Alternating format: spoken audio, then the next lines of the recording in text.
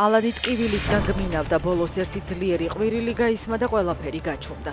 ერთი წლის წინ გარდაცვლილი ალან ყაყიტაშვილის მეგობარი გლდანი ნაძალადევის სამმართველოში მომხდარ ძალადობას იხსენებს.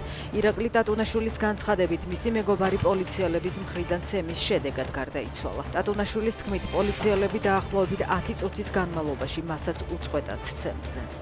მარნეულში მამის მკვლელობაში ბრალდებული ქვეყნის დატოვებას აპირებდა. ის სარფის სასაზღვრო გამშვებ პუნქტზე დააკავეს.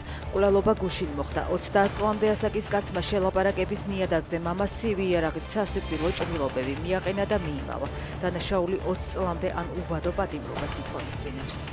გორში მანქანის შეჯახების შედეგად აღუპული დედაშვილის ოჯახის წევრი პროკურატურაში დაიბარეს. ირმა ამბარდნიშვილი ტრაგედიის შემდეგ ყოველდღიურად ავრცელებს სხვადასხვა ინფორმაციას მომხდარის თაობაზე. მისი თქმით, გამოკითხვაზე ამ დრომდე არ დაუბარებიათ დაკავებულის ცოლ-შვილი. ამბარდნიშვილის ინფორმაციითვე მომხდარის დროს ისინი ადგილზე იმყოფებოდნენ. ჩვენ სხვა გზა არ გვაქვს გარდა ყურანის ბრძანებისა, ვინც თავს დაგესხმება, თავს დაესხით იმავე გზით. მუქარა ირანიდან თეირანმა შეაჩერა ყველა ვალდებულება, რომელიც ამერიკასთან ერთი თვის წინ გაფორმებული შეთანხმებით ჰქონდა აღებული.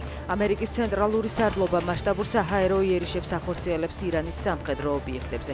ირანს კი მოკავშირე სახელმწიფოებზე, ქუვეითზე, ბაჰრეინსა და იორდანიაზე მიაქვს იერიშები.